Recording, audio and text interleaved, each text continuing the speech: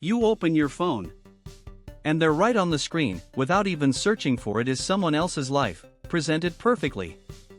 A classmate is now running their own business. An acquaintance is photographed at a beach abroad. A former colleague just received a new promotion. And you are sitting here, in your familiar room, with your familiar problems. Feeling as though you are standing still while the entire world is moving forward. You are not alone in that feeling. And that feeling is not the truth. Comparison is one of the most energy-consuming and happiness-damaging behaviors the human brain can engage in, and in the age of social media, we are doing it with a frequency unprecedented in human history. But the problem is not just the frequency, it is how we compare. We are taking chapter 1 of our own lives with all its uncertainty, lack of direction, and early clumsiness, and comparing it to chapter 20 of someone else's, what they have built over years of effort, failure, and accumulation that you do not see. This is the most fundamental cognitive error of comparison. You are always comparing the external surface of other people's lives with the internal reality of your own. You see their results, not their process. You see their successes, not their nights of disappointment. You see their confidence, not their anxieties. You see what they choose to share, not what they choose to keep private. Social media is particularly harsh at this point because it is designed to display the best, most carefully curated, best-lit moments, and you take those moments and compare them against the full, raw, unedited reality of your own life. Psychologist Leon Festinger, whom we mentioned in Rule 5 with cognitive dissonance, also proposed social comparison theory in 1954. He pointed out that humans have a natural tendency to evaluate themselves by comparing with others, especially in areas where there is no clear objective standard. This is completely normal from an evolutionary perspective in prehistoric times. Knowing where you stood within the group was survival-critical information. But in the modern world, when your group includes billions of people globally, curated by an algorithm, that information is no longer useful. It becomes noise.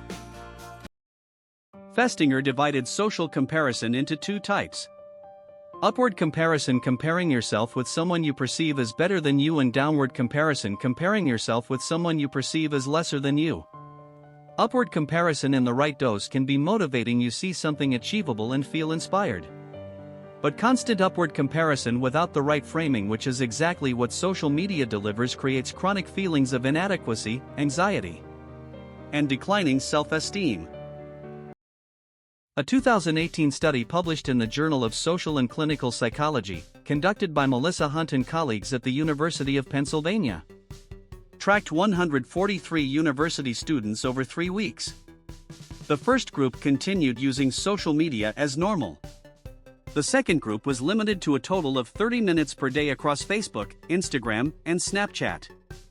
The result, the time-limited group showed significant improvement in feelings of loneliness, depression, anxiety, and social comparison compared to the normal use group. Social media is not inherently harmful, but the way we use it to compare ourselves is causing real damage to our psychological health. Now let's talk about the book Metaphor, the metaphor on which the title of this rule is based. Your chapter 1 with someone else's chapter 20. Think about any great novel. In chapter 1, the character is typically in an ordinary state, untested, sometimes naive, and without clear direction. In chapter 20, that same character has been through many events, learned many lessons, and grown and changed profoundly. If you only read chapter 20 without reading from the beginning, you would encounter a strong, complex, interesting character without knowing anything about the chapters full of struggle and mistakes that created that person. That is exactly what happens when you look at someone else's life and compare it to your own. You see their chapter 20, but you do not see the chapters 1 through 19 that no one wants to post on social media. You do not see the years of working in the dark, the evenings of failure and wondering whether to continue, the moments of wanting to quit, the times no one supported them, the heaviest moments of self-doubt. None of that appears in the photos you see, but it is precisely those things that created the person appearing in that photo. And here is the most important thing: what chapter of your own story are you on? If you are young, if you are just beginning, if you are in the phase of building a foundation, you may be on chapter 1, chapter 2, chapter 5. That is not failure. That is exactly where you are supposed to be. No one starts at chapter 20. And the person at chapter 20 today did not get there by accident. They had to write each chapter one at a time, one day at a time. Often for years before anyone started paying attention to their story. Researcher Brené Brown, whom we met in Rule 4, spoke about a concept called comparison as scarcity thinking. When you constantly compare yourself to others, you are operating within a mindset that success, value, and meaning are finite things. If someone else has more, you have less.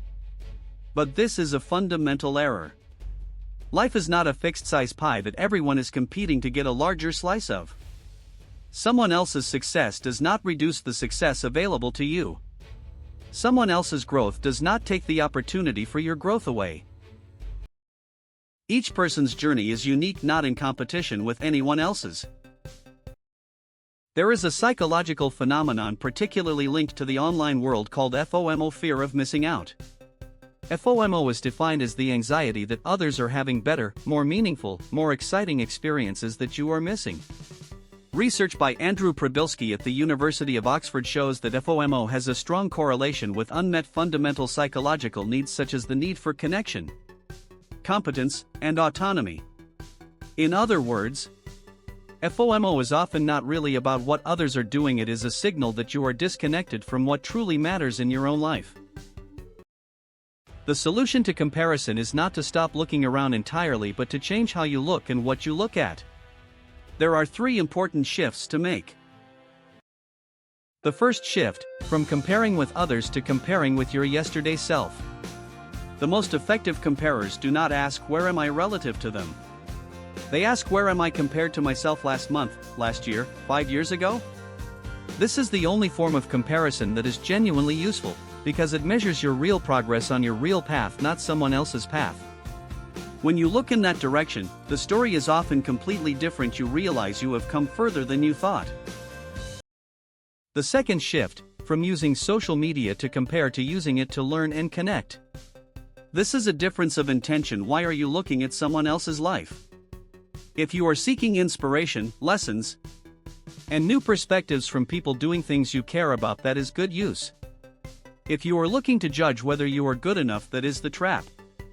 That intention determines your experience more than anything else. The third shift, from focusing on other people's results to focusing on your own process. A marathon runner does not look at the person beside them after every step. They run at their own pace, with their own strategy, toward their own finishing goal. When you are deep in the process, when you are genuinely building something, there is not much mental space for comparison. Because your mind is occupied with something more important, the work in front of you. Psychologist Martin Seligman's theory of sustainable well-being PERMA points out that one of the core elements of well-being is a sense of progress and achievement in a personal sense, not in a comparative sense. Real happiness does not come from being better than others, it comes from becoming a better version of yourself. From progressing in the direction you care about, from living consistently with what you genuinely value. There is one more dimension of comparison that many people do not recognize.